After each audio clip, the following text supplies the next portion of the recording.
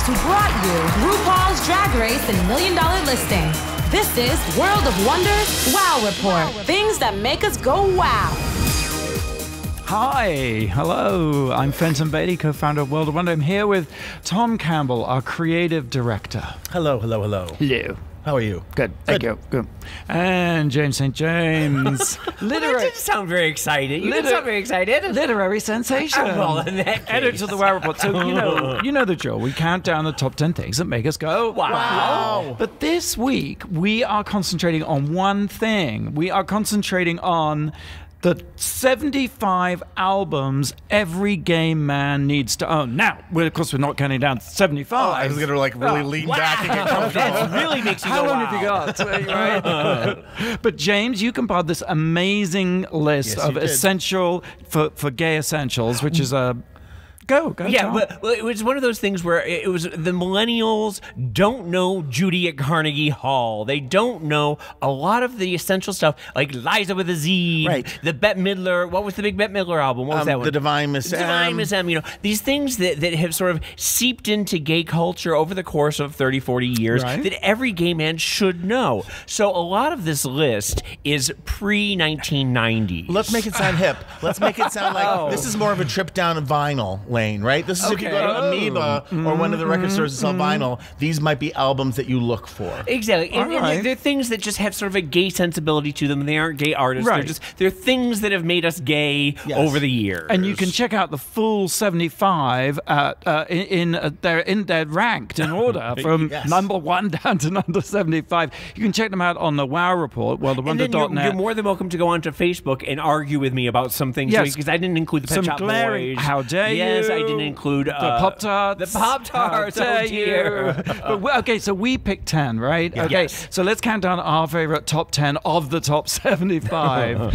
Tom. A lot of math. I know, right? Number 10. I am starting with one of my all-time favorite artists, and I chose all these from James' list. Thank you. I did not editorialize. Wait, because hold on one second. I do remember we did a list of the top 10 of movies, and none of you chose anything from my list. I took some. You did, but I'm holding up for people watching. Visual aids. Olivia Newton-John, O&J, her greatest hits from 1978. I guess greatest hits is it feels a little bit of a cheat because it's taking all the albums. Like, it's actually 1977. You're right. Okay. This is why it's important because I think obviously Olivia Newton-John lives forever in Greece as Sandy. Yeah, that happened in 1978. I misspoke. This is from 1977, and a lot of people, because after Greece she sort of had this sexy appeal. Then she did Physical, which was the biggest selling record, and a lot of people know that, and Xanadu, and those are more contemporary sounding, dance electronic sounds, which is amazing that she made that leap.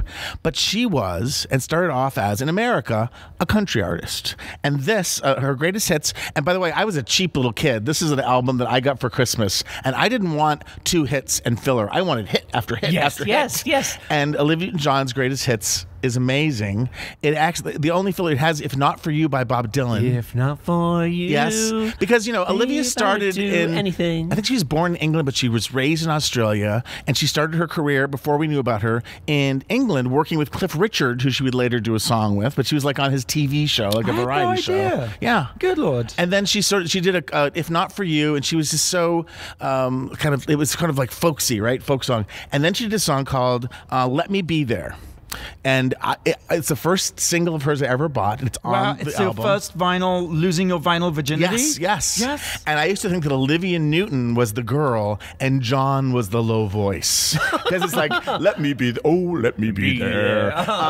And she won a country music award for it. And everyone in Nashville was crazy and wasn't, because who's this Australian chickie coming to get it? And Loretta Lynn came to her defense and said, I won a lot of awards in Australia, and I'm happy that she won this one here in America. But what really, so she was sort of country, and then she had this breakout, her first #1 hit I Honestly Love You. I honestly love which is written by Peter Allen, who was a gay man. And if you think about that song, do you know that song? Oh, it's so sad. I do not. I cry every time I hear it. It's all about a love that can't happen. It's like if we both were born in another place and time, then maybe we'd be ending in a kiss. But there you are with yours, and here I am with mine. Isn't that song in Grease too? No, that's Hopelessly Devoted. Oh. So, but it really is, the hidden truth is, it's a song about, to me, it's always a song about a gay man who fell in love with a man who's married.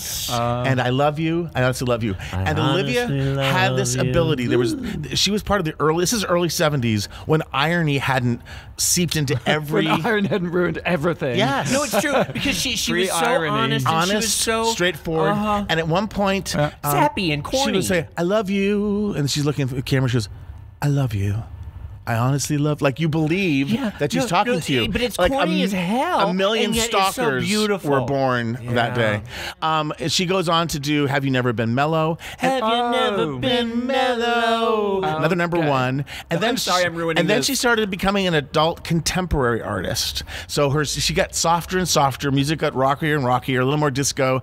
And she was kind of stuck. She was still doing great stuff. I'm from New Hampshire. Any place with an AM radio, you're going to hear some Olivia Newton-John. But it wasn't until Alan Carr, the genius, said, how about, and she was the American version. She was kind of our Doris Day of the 70s because she was, I love you and have you never been mellow? And please, Mr. Please. And Grease changed everything. But there is this beautiful, and her voice at the time, Rolling Stone, in college I found a Rolling Stone book that rated every album up until that time. This is like 1983, 4 or 5. And it was like 5 stars for like must have, 1 star for really bad. Olivia's albums all had boxes, which is like should never have been made. And they were like, the French have an expression for model who can sing, but I disagree. Olivia has the most beautiful, pure that's why I put her voice. on there. Yeah. Yes. All right. Anyway. Well, that's Olivia Newton-John at number 10. James, what do you got for us in terms of the albums every gay man must own at number 9? Number 9. Every gay man must own a Billie Holiday album. It's just ipso facto. Well, You go out and get one. Because get a best of and start with the best of because Billie is. She doesn't so much sing as she goes on stage and just opens up a vein and bleeds all over the audience, okay? She was so beat down by poverty, by drugs, by racism, by the men in her life that it's amazing that she could sing at all. She had a raspy voice that was not pleasant to listen to, but she drags herself on stage every night and just gives everything. And just every note is infused with her despair. And she's one of the few artists who, as her voice deteriorated because of drug abuse and age, she wasn't that old. She got better. Yeah. Yeah, It's hard to say that, but anyway. Her unique voice, Like Tom Waits. It's okay. It's about the phrasing with her because she really understands every single song that she sings. Oh my man, I love him so he'll never know. Yeah. That type of thing.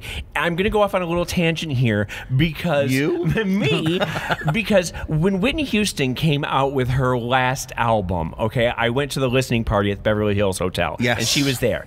And I remember Great album. no, it wasn't. And I'll tell you why.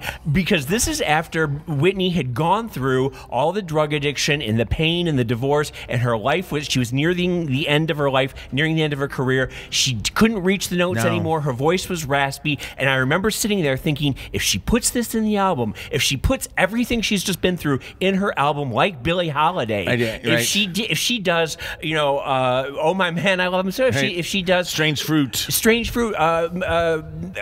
What's the anyway, but if she does that, then she'll have but instead of doing ballads, which she should have done, she went, I gotta go out to the club and dance. Yep. And she was trying to recreate that, and it didn't work. She couldn't hit the notes, and it felt inauthentic because she'd just been through such a tragic last 5 years but Billie takes all the despair of what we all of humanity, of every gay man's life, and pours it in, and you literally literally sit there. You're shocked. You have goosebumps. You cry with her, and it's you just. I mean, need to they're do incredibly melancholy, but they're also great cocktail music. It's great mood music, right? Well, it's like jazz. It's like but it's 40s, 50s jazz. but not that awful like jazz. It's hard. It's a real groove. I, of course, was kind of introduced to her originally through Diana Ross is Billie Holiday in Lady Sings the Blues, which is a romanticized version of her life. But I did, and Diana Ross was obsessed with her during that period. There's like 2 years where all she listened to was Billie Holiday. Joey Arias, the great downtown cabaret performance artist, does Billie Holiday. And Joey if you want to Arias go, is the ghost of Billie Holiday. He really is. It's not just an imitation. No, it's not just he channels her. He channels her. And if you go onto YouTube and just check out Joey Arias, Billie Holiday, that will give you a lead into. One last quick shout out, David Sedaris singing "My Baloney Has a First Name" as Billie Holiday, also YouTubeable. Okay. Okay, well, thanks, guys, because there's no segue here. Good. Like number 8. Number 8. Essential album for a gay man to own. Non-stop erotic cabaret by Soft Cell. Now, here's the thing about Soft Cell. Kaplink plink, right? You remember Tainted Love. Tainted Love, which was, in fact... I didn't know this when it came out in '82, but it was in fact a cover version of a song that never charted in the '60s, but was discovered on the northern soul scene of England, and that's how Mark Almond and his collaborator in Soft Cell, whose name I'm blanking on now, they covered it. They did this amazing cover version and turned that song into, let's face it, the quintessential hit of the 80s. I mean, Tainted Love, actually, I think it's also like Don't You Want Me Baby by the Human League. So why then... But it really influenced your life because you do bang on a bit about it. It really is something that I've heard you talk about for 30 years. What have I said? What have I ever said? You talk about haven't you said? How influential it is for you. Well, okay, so that's Tainted Love, but the key thing, here's what then happened, is they released their debut album, and the sort of wave of popularity that they enjoyed with the single was not enjoyed by the album. The album was panned by the critics because Mark Almond has this way of singing that's kind of slightly flat. I mean, look, I am not criticizing because I cannot hold a tune to save my life and I was in a band. But the point is, what people didn't appreciate is that he deliberately pitched it slightly flat because it was just more atmospheric that way. He was singing and writing about sort of like a particular tone of British, rainy, melancholy, Sunday evenings, no jobs, unemployment, grim melancholy, and he was doing that in a fabulous camp way because he was scrawny, and so there was a certain amount of anger when Soft Cell released this album, but it's fantastic. It's one of the best. I think my favorite song, perhaps of all of theirs, and perhaps certainly in my top 5 of all time, Sex Dwarf. Oh, I was going to say, that's got to be it because it's is the fabulous. Most amazing song. Do you know Sex Dwarf? We've played it. Isn't it nice, sugar and spice, luring disco dollies to a life of vice? I would like you on a long black leash. You can bring me all the things I need. Walk my doggy, walk my little sex dwarf. They all love your miniature ways. You know what they say about small boys. I'm in a Rolls Royce. Look, it's so huge. It's big and it's gold with my dumb chauffeur. I mean, the whole song devolves into this. Like you wrote it. Insane, ranting. I just love it. Because here's the thing: if you're gay, you're disenfranchised. You're not really accepted. So your world is really you seek out. I'm just trying to riff on the gay person's relationship to sleaze, squalor and sleaze. Sure. We love it. We found our own glamour in the gutter. How we came out. For the exactly. Most part. And Soft Cell were the first band to really, I feel, package that, sell that, express that, and sing about that. And it was really raunchy. I mean, the video for Sex Dwarf, there's chainsaws, it was banned. I mean, I suppose in a way, really, Frankie Goes to Hollywood with Relax picked up the sort of Pete Burns. Yeah, it's also one of the child of Soft Cell. Absolutely. You guys are also punk in downtown. Tainted Love, Where Our Love Go, was the big closing number of my Harvard a cappella singing group in the early 80s. The Harvard Gin and Tonics. We like mean Tainted Love because everyone's doing like Cole Porter and all that kind of stuff, and we would Yes. I would love to find an old. I did the Where Did Our Love Go part, if you can believe that. That little thing. Anyway. The other fantastic song on Non-Stop Erotic Cabaret, of course, is Say Hello, Wave Goodbye, a heartbreaking ballad, which for me, just because you don't want to know, but I was leaving England, coming to America, and I was saying goodbye to my boyfriend who didn't love me. Oh, and I was just just my heart was ripped out by, having to leave, and this awful sort of song, Say Hello. I can't listen to this song to this day. It is this sort of dirge that is so powerful and depressing, and you just feel damp. Not moist erotic damp. You just feel like fungusy damp, musky, rising damp. After this break, you will get the answer to the question. The question is, what is the best-selling album on James St. James's list of the 75 albums every gay man needs to own, which you can find, worldofwonder.net/Radio Andy, which is the best-selling album on that list, okay?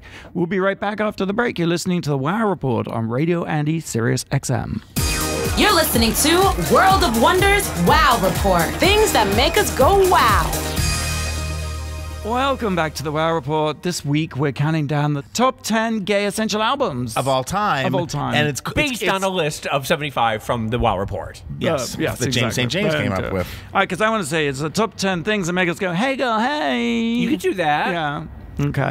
Okay, so before the break, the question was... This is why we don't do it at 3 in the afternoon. I'm calling my agent. Hi, I gotta get out of this gig. The question was, from James St. James's august list of 75 albums that every gay man must own, what is the best-selling album? What's the best-selling album of all time? I don't even know. I'm going to say the soundtrack to The Sound of Music. I think it's something by Madonna. Immaculate Collection. Like, well, it's actually the Bodyguard soundtrack. Oh. Do you know how many it sold? I do. Billions and billions. Billions. All due to Michelle Visage. Track number 9. It sold like 44 million copies. That's a lot. That's pretty good. That's a lot. Okay, so moving on with our list, we have reached number 7. Number 7. I just have to say that while these are essential for gay men, I think people listening who aren't gay can also love these songs. I think the gay people. I also do recognize these are older albums. They're our history, our gay history, and not putting down kids today, because I think we're like you were attached to a song because it was a breakup song. Yes. And I'm attached to this next album because it was my first Broadway musical ever. It's also one of the best ever, and it's Dreamgirls, the soundtrack to the Broadway show. I love that you have visual. I brought visuals because I spent so much time with my albums. You know what I'm saying? Yeah. You just would They're sit your and friends. make love to them and look at them and look at those legs, and I did a little bit of research because what were you gonna say? I was just going to say, growing up, my books and my albums were my best friends. Yeah. Yes. This is the age of vinyl, right? You studied those record covers. Well, you weren't on your phone, but you were looking at something, and it was this static picture or the lyric notes or the inside. Much more meditative. Dreamgirls, my first time in New York, 1981. I was newly a fan of the Supremes that had sort of a resurgence in the late 70s, early 80s, and this is essentially it's more than that. Stories, but it's at the center of it. It's the Supreme story, and there's an interesting backstory because it had. I'm sorry. It was... Wait, while you look, can I just go, Yeah. And I am telling you. I'm sorry. That's exactly the song you need to know. But did you know that originally it was developed in the late 70s for Cheryl Lee Ralph, who was in it, Loretta Devine, and Nell Carter. Oh, And really? then Nell Carter got a job on Ryan's Hope, and they scrapped it. So then She was on Ryan's Hope? Yes, I don't remember that. I know. I was a big Ryan's Hope and fan. it was called One Night Only. It was called Project Number 9. They were workshopping One Night it. It was called Only. Big Dreams. They were also then they found the wonderful Jennifer Holliday, who was like 19 and from Houston, and she doesn't. I'm telling you, I'm not going. She in the Supremes lore, there's Dina, and then there's Mary, who's played by Loretta Devine, and then there's Effie, who's kind of Florence Ballard, who left the Supremes in '67, who died in 1975, and they kept her alive. But in keeping with the Supreme saga, once once Jennifer Holliday's character, Effie, leaves the group, which is the end of Act 1, and I'm telling you, not going, she was off. She was off the show. And Jennifer Holliday was like, I came out here to be a Broadway star, and as far as I'm concerned, the Broadway star does not leave after the first act. And so they said goodbye. She left. They tried to replace her with Phyllis Hyman. Remember Phyllis Hyman? Jennifer Lewis was working for a while, and they needed Jennifer Holliday to make it work, so they rewrote the show, rewrote the Supreme story, so Florence doesn't go away and die. Florence comes back and is the champion of all, and that's because they were going to lose Jennifer Holliday. And what are the other two songs she has? She has Change is gotta come. Yeah, that one. No, it's what? I am changing. Oh, I am changing. But here's my question: like, why is it such a gay touchstone? I mean, other than the fact that it's Broadway, of course, so anything on Broadway is gay. I can talk to her, and then you go on a bit more, because Jennifer Holliday again is every gay man in the world, and she's overweight, she's unappreciated, she's shunted aside, she is damaged from the very beginning, and when she lets loose that force of nature, that torrential, I am telling you, and she's crying, and she says, I am here, and you're gonna love me, and by God, you're gonna love me, and that's every gay man has ever felt that at one point in their life. You can watch the performance on YouTube from a Tony thing. It's people watch it, they're almost embarrassed by it because it's such a it's just an unpouring, a vomiting of emotion. Yeah. Jennifer Hudson, of course, did it in the movie, did a great job, but Jennifer Holliday, you really have to see Jennifer Holliday sing it. It was because also it's just at some point in your life you have felt this, and you have never been able to articulate it with the power that she has. Yes, and a lot of gay men. Henry Krieger and Tom Ewan did the music and lyrics. Tom died of AIDS in 1990. It was directed by Michael Bennett, who died of AIDS a few years later. And David Geffen is the one who brought this to the stage and invested in it later. And he's the one, I believe, it was on Geffen Records, who insisted that it be cut like a pop album. You know, it was presented in a way that was made it very accessible. It wasn't like something. And the last funny thing is there's all kinds of great music, and they talk about all different parts of black people in the music industry in the 60s. And there's a song called Cadillac Car, which James Thunder Early sings. It's like, got me a cat. It's really rough. And at the end of it, they cut to like a white group who covers it. Got me a Cadillac. And that was because, and he just passed away, Fats Domino just passed away. And the same thing happened with him. He did a raucous version of Ain't That a Shame, which was covered and more popular by Pat Boone. And you have to go on like, man, Pat Boone singing "Ain't That a Shame." So it chronicles and is inspired by the whole the emergence of African American artists in the '60s. Dreamgirls, the soundtrack. Listen to it, live it, love it. Number 6. Well, I'm going from the glitz of Broadway. We're going back into the gutter again for this one. Good. Okay.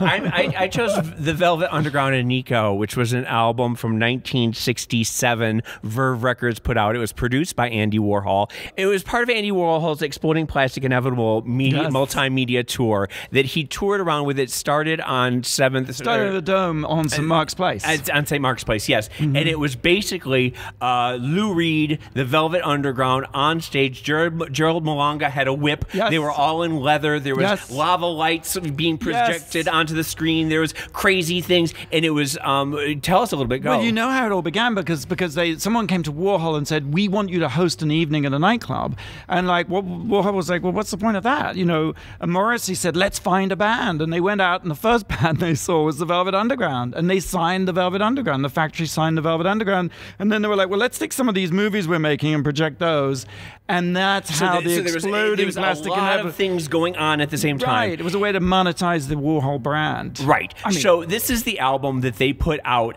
when they started getting very popular with that, and it was a bomb when it came out. It made $30,000 or less. It was not reviewed by one single magazine at the time, and yet 10 years later, it was considered one of the top 10 most influential albums of all time. What's so gay about it, though? Well, I'll tell you why. Man, do we need this? Okay, first of all, the album there's a banana itself, on the cover, right? It's Andy Warhol, which right there is Campus Christmas, and there you go. And Lou Reed is singing. They're singing about drugs, drugs. They're singing about sadomasochism. They're singing about parties. They're singing about drag queens. They're singing about. They had Nico, who is brought in. Was a Warhol superstar. Yeah. She had the voice of a velvet foghorn. She was a German chanteuse. She sang all tomorrow's parties. And took that funeral dirge. If you listen to her other albums like Chelsea, I mean, it is a dirge. It really is. Fabulous. Fabulous. Teutonic. Yes. But like I said, the album didn't do well, and it just grew in stature over the years. As when I got it, I was 16 years old, and I remember peeling off the banana skin of the cover. The banana skin, because underneath it is a flesh-colored banana, right? Which was very subtle. Very subtle. But then putting the album on and listening to Lou Reed's voice and him singing about heroin, and it was the first time I'd ever started, like, I didn't know anything about heroin, and the song takes you on the journey of a heroin trip. Just the music and the wall of sound coming at you as the blood is rushing in your ears. How old are you about? 16. And then Waiting for the Man, which is like, is he waiting for a hustle? Is he waiting for a drug dealer? What's going on? And then All Tomorrow's Parties, where she's singing about the Warhol factory days. I'll be your mirror.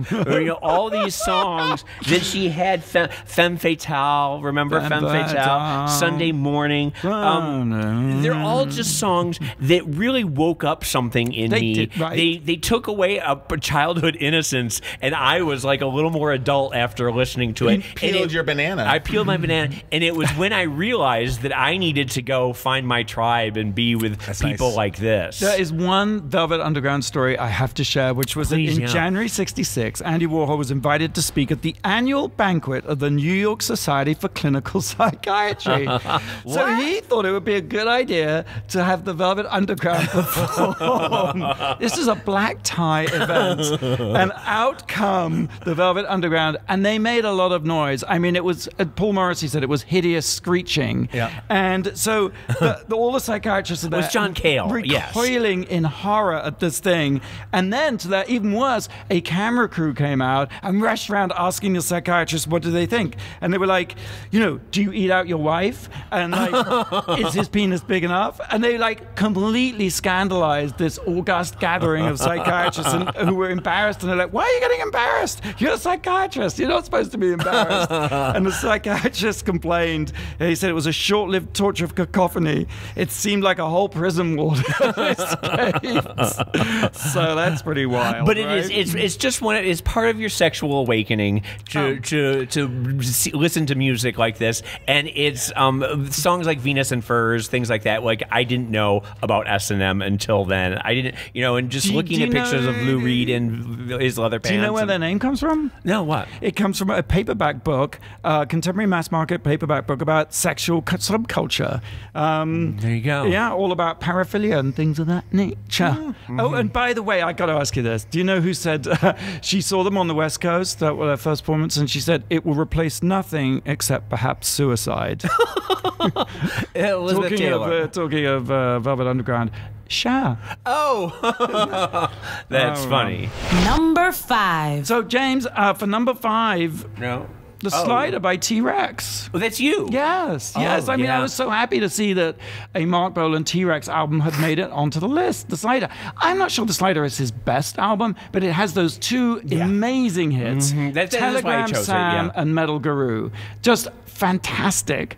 Mark Bolan, the very first record I ever bought was Get It On. Yes. Get It On, Bang A Gone. That I know. And talk about your sexual awakening. I need my hits. Seeing Mark Totally. Bolan. No. Yeah. Totally. My little... I was thinking impure thoughts. I'm sure. He was so beautiful. And so he was pretty. Like a pixie. And he wore beautiful handmade Italian shoes. And he had corkscrew hair. And the makeup and the clothes. And the makeup. Of course, more than that, he invented glam rock. Yeah. I mean, there were basically two pioneers of glam rock. Mark Bolan from T-Rex and David Bowie. But you got to give it to Mark Bolan. Mark Bolan was the first. He's the more pure of the two, because David was always dipping in and out of genres. Exactly. David was being more strategic and clever. Yeah, and, but Mark really lived it. Was just it. Was there a T-Rex song called I Gotcha?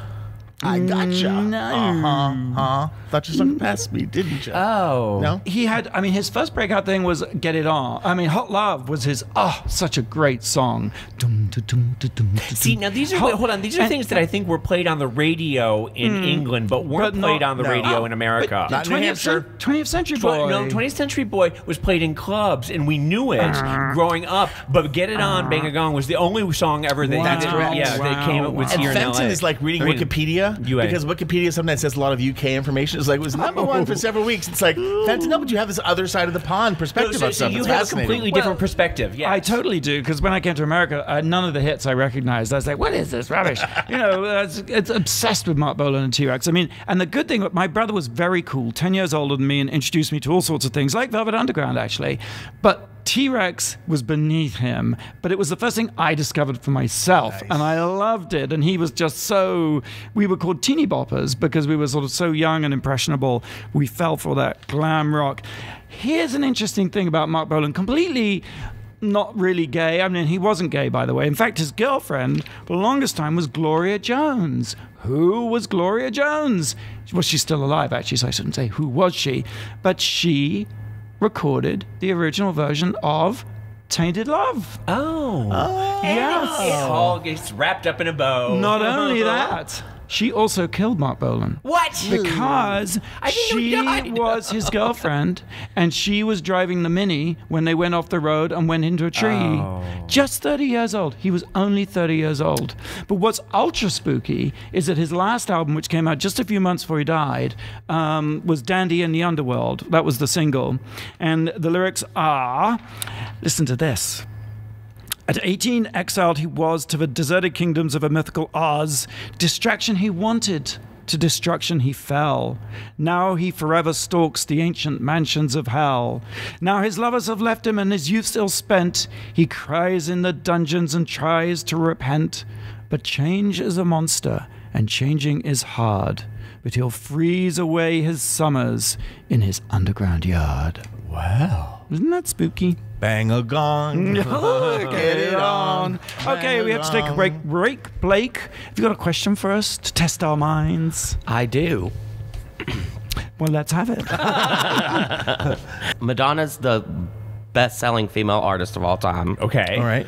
Who is the second best Best-selling female artist of all time. female artist of all time? Thank you, Blake. There's a We'll think teaser. about that. You listen to the Wow Report on Radio Andy as we count down the top 10 albums every gay man should own, right? Yeah, sure. Everyone should own. Everyone, Okay. yeah, top 10 songs. Stream Make us them. go, yay. Girl, sorry. You're listening to World of Wonders Wow Report. Hey, we're back. Welcome back to the Wow Reports. Our countdown of the top 10 things that make us go wow. But this week, we're doing the top 10 gay albums that make us go, hey, go, hey, because we are doing an homage to James St. James's list of the top 75 essential albums every gay man must own. And we just picked out our 10 favorites. So before we get on to number 4, we're going to answer the question, which was... I asked, Madonna is the best-selling female artist of all time. All time. Who is the second best-selling female artist of all time? Mariah Carey. I was going to say Whitney. Yeah, I'd go with you. Barbra Streisand. I was going to say Barbara too, but I It's actually Rihanna. What? Rihanna. Who sampled Tainted Love. Who sampled Tainted Love in SOS. Oh, yes. Someone. That's all right. Good one. Thank you. Because she's not on the list otherwise, is she? No, I We're do going old school here. We are old school, and I was Okay. planning on doing another list from 1990 on. I think you should. Yeah, because I did get a lot of crap from people saying, like, why didn't you No, put this is in Lady old school, Gaga? people. Pay attention. Yeah. Blackout. Oh, you're right. One show, we don't talk about Britney. One show, that's all I ask. Okay. Number 4. well, let's talk about this person at number 4, because we never talk about her, Tom Campbell. This, again, curated from James' list. Diana Ross is one of my favorite artists of all time. She's a gay favorite. But when you're talking about albums, she was a singles artist. And, Berry Gordy supported her, more than any other artist. So sometimes, like, if an artist had 2 hits and then fell off, they'd just be like, see you later, Berry Gordy kept investing in her, so she had hit after hit after hit. Not always amazing albums, although I listened to all of them and loved them. But she had, at what could have been the end of her career, the late 70s, she had a huge breakout with Diana. And it's Niles Rodgers and Bernard Edwards of the Chic fame produced her. And at the time, she had been spending a lot of the 70s in Studio 54. She was single. She had her kids. She'd take care of during the day. But then she'd go out and, she had not had huge hits. She had The Boss, which was kind of a R&B hit and a gay hit, but she had a mainstream hit. So they put them together. And again, this was the very end of disco. This could have been a big disaster because it really came out in 1980. Wow. And there was great shade toward Diana Ross, which I think time has proven that she's okay. But now Rodgers and Bernard Edwards turned in the album. They work with Diana. They wrote the songs with her. I'm Coming Out. I've heard now Rodgers tell Andy this on Radio Andy that it was actually a gay club, and Diana confronted him like, "Is this a gay song?" He's like, "Oh no, honey, this is like you've got something to start every one of your shows with. I'm Coming Out. You've got a show opener." And she does. And she does. Right. But she listened to the tracks. And she didn't like them. Oh. And again, the evil story is that she snuck back into the studio and re-recorded vocals and remixed, but they did take the man who mixed her and they put her vocals higher, they put the music lower, they took out some random kind of disco breaks and things, and they had the album. So for growing up, it was the always... songs remain the same. Yes. Just rearranged. Totally rearranged. Yeah. And about, 10 or 15 years ago, they finally released the Supreme Deluxe version, which was the original and side were by they good side. or were they terrible? They weren't terrible, but what Diana she released knew what she was doing. better. They knew how to arrange things. Yes, for the excitement of it's the like thing. Marlene Dietrich going up and fixing the lights. Yes. It was like Madonna too on her first album. She went back in and took out all the extraneous stuff. Yeah. They're stars for a reason. They know themselves. And she had a team around her for all those years at Motown, but she was so panned for that for a long time. The other thing is this is when Diana started to lock that kind of long hair thing. She's doing very big glamour, and this is Francesco Scavulo. Yeah, Francesco Scavulo is great. Classic beauty, though. There is a lie in this because supposedly the story I've heard, I don't believe it's it, not her. but I don't care. No, that she's been shooting all day with him, and she had to run out to see the kids, and so she jumped in the shower, came out, and he goes, "One more before you go." And she's like, her jeans and t-shirt. I don't know if that's true, but it's an amazing It's song. a good story. Yeah. I would also say that this is probably Way Bandy, the great Way Bandy, doing the makeup right there. He did all of Scavulo for years and years and years on the cover of Cosmopolitan. She looks fabulous. What's crazy about this album is it has 8 tracks. Remember when albums Wow. That's like 17 minutes long. Yes. And of course, Upside Down was the big hit off of it at the time. Right. I'm Coming Out has probably lived longer because of the gay remake. connotations, But also had Tenderness, My Old Piano. But you would play that in college with turntables before we even had mixtapes and stuff. We just listened to the one side of the album, turned over, listened to the next side, and dance. And we take the college lights and turn them toward the wall. Like that. And we just dance in people's dorms room. It was so much fun. But it's so easy. Again, we said to get these in vinyl. You can listen to a compilation, but it's fun to listen to an album. You can even stream it. Albums are definitely coming back. You can buy a record player. But flip it over. What were they thinking about? What were they thinking about? What were they putting together? Where each song sort of builds on the next song, and there's a theme and things like love that. Diana Ross. Diana, by the way, she has about 19 albums called Diana, so look for this hardcover. Okay, James, number 3. Number 3. Number 3, we have someone a little more obscure that you may or may not know. It's Klaus Nomi. Love me, Klaus Nomi. Love me some Klaus Nomi. He was the new wave synth pop, operatic, experimental, baroque, disco star, the German you probably know him because Courtney Act Yes. did the... I know him as a visual reference. I don't know his music. Well, his music is pretty undescribable. It's indescribable. It's pretty indescribable. He does an operatic falsetto and to a synth pop, a new wave synth pop, and it's I guess you can compare it maybe to Nina Hagen a little bit. Well, it was a mashup before mashups, really, because no one mixed musical genres like that except maybe ELO, Electric Light Orchestra. But this feels very underground. It was a little Tiny Tim. Yeah. Right? Okay. No. though. That's not a put down. That is high praise. No, you know? it is. I remember the first time I saw him was in the 1979 performance on Saturday Night Live when he and Joey Aras were backup for David Bowie. When Bowie was wearing a dress. And a boy was wearing a dress. Boys keep swinging. Let's face it, one of the gayest songs of all time. And that Monday in school, goddamn, everyone was fucking freaked out. What the hell was that? I remember. I'm never watching Saturday Night Live again. Faggots, blah, blah, blah, taking over. And what were you doing, Jim? I was salivating. I was planning. I was looking in my mom's closet for a little skirt. You just took off your gloves and put them in your bag and said, I disagree. It was so outrageous. It was so outrageous. And so he was always on my mind. I always remember those two backup dancers. And Klaus cut such a striking figure with the kabuki makeup and the crazy hairdo and the hairline way back in there.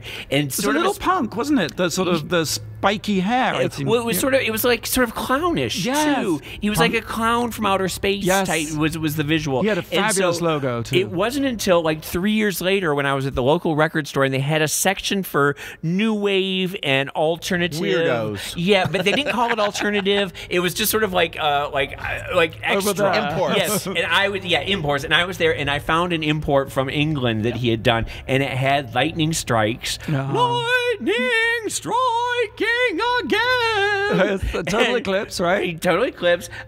He did Chubby Checkers, The Twist. There was a whole bunch of things. I wish I'd seen him live. Exactly. And by the time I got to New York in '84, he had passed away. He was one of the first from AIDS to die. He was one of the first performers. But you did get to meet Joey Arias, right? Oh, yeah. Who was in that? Yeah, and there was a great documentary a few years ago called the Nomi song about the making of the album and everything and about his life. He was very influential, in downtown. People talked about him for 20 years after he died. Is it something you just listen to and enjoy? So, what's the pleasure out of it? Once again, it's that thing where it's in an awakening. In 1981 or whatever, I saw it and I realized this is something that's possible. This is something new that I've never heard before, and that there are people out there doing this type of thing. It's sort of high concept, highly outrageous. It's not necessarily music you listen to again and again. It's not like Billie Holiday. It's just the sheer daringness, the sheer outrageousness of what's happening. The sort of no fucks to give. I'm going to do this. Yeah, and there are a couple of good songs out there. Oh, absolutely. Yeah. And I also think the alien motif, the person from outer space, very popular in the 80s, but also a great way of being gay without saying it. Exactly. Everyone's a spaceman. It wasn't drag. Right. It's not drag. It's outer space clown from the planet far gone. Yeah, and so it was another option for me in gender fluidity, and it's fascinating. My college group, the Harvard Din and Tonics, did not do any Klaus and Nomi covers, just so you know. But did you do any David Bowie covers, I wonder? No, we love David Bowie. We love David Bowie. Because my pick for number 2. Number 2 is Ziggy Stardust by David Bowie. Speaking of spacemen, I mean, look, the thing about David Bowie is, apart from being a genius, he was a wholesale, unapologetic magpie or sampler. He just went around hoovering up all these different kinds of inspiration. Warholian in that respect. Absolutely Warholian. And in fact, there was a great Warhol moment. He went and played Andy Warhol his song. Oh, the song, Andy Warhol, Andy Warhol looks a scream. Andy did not enjoy it. Andy was so unimpressed. Andy Warhol looks a scream, hang him on my wall. It was not a good moment, apparently. Should have been a meeting of the minds and a melding of fabulousness, but it wasn't. But Bowie, I think, came up with this creature, Ziggy Stardust, who's an alien, space alien. Perfect at that time. The perfect look for the perfect time. He recorded the album, didn't have a single on the album, and someone was saying, you need a single. Where he goes away and comes up with Starman. There's a Starman waiting in the sky. He'd like to come and meet us, but he thinks he'd blow our minds. It's fantastic. And I remember being a little kid in prep school, hearing it and thinking, yes, there is, exactly as Jane says, there is something out there for me. I suppose it's a little bit like It Will Get Better or It Gets Better. Yes, I get a goosebumps. I didn't know what it meant, but I just knew if I could just somehow hang on and navigate my way to adulthood, yes. I would show it those gets better, and you'll be with you'll be with Ziggy find Stardust. your tribe. What's so interesting is that there's a great documentary by D.A. Pennebaker who made and he managed to capture what turned out to be the final performance of Bowie as Ziggy Stardust, because Bowie found himself being taken over by his creation and actually said he doubted his sanity. And so in this show at the Hammersmith Odeon, he killed off Ziggy Stardust, said it would be the last show. And it's in this documentary, which is quite amazing. It's so hard to talk about David Bowie and isolate one album, Ziggy Stardust, from all the others, because Space Oddity, The Man Who Sold the World, Scary Monsters, Life on for Mars, me, that's the these one, are albums that all came before Ziggy Stardust and were leading to it. And I think, actually, if you get all of Bowie's albums, you can see this master work, this complete work in the sort of evolution of the space idea, the alien, the gay kid, and then, yes, Scary Monsters, Let's Dance. This character comes down to earth and sort of puts down roots. But up until the last album. Yes. I'm so shallow because I love the Let's Dance, China Girl period. You're not shallow. It's fantastic. Because I always say with Bowie, whatever Bowie you come to first is the most important one to you. And for me, that was Scary Monsters. Yeah. For you, it was Ziggy. For you, it was Let's Dance. I have a weird tie-in, but Nile Rodgers, who produced the Diana album, when Disco died, no one called him. Right, yes. And it was David Bowie who called him and said, let's work on what became Let's Dance, which made Nile Rodgers, who's one of the most prolific, important musicians, and if producers. I may just name drop, I too called Nile Rodgers, and he worked on the Pop-Tarts. We were put into the studio by London Records. They dropped us the day we released our first single. But still, one of the greatest memories is in the studio recording with Dan Hartman. Instant Replay. Wow. He was the producer, and he called up Niall, his neighbor in Connecticut, said, come on over. And he laid down an amazing riff for a song we did called Smile. I do have to say, isn't that amazing? That's fantastic. It's kind of hot. Niall is really. I just have a huge crush on him. The thing about Niall is, it's not too late. Please. Niall is one of the nicest people you will ever meet. I have run into him here in LA, and he says, "Hi James, how are you?" Like I met him 20 years ago, and he will remember and still talk. He's to you. a hero to me. I've never met him. He's absolutely wonderful. I mean, one of the nicest people on the planet. Absolutely, but in a good way. No, in a good way, because he's a fundamentally. I mean, maybe you should do a list of musicians, who aren't necessarily the front man or the artist, the behind the scenes. You can put Trevor Horn on that list. Oh, yeah. You can put other people. Art of Noise. Art of Noise, though. That's one of the ones that.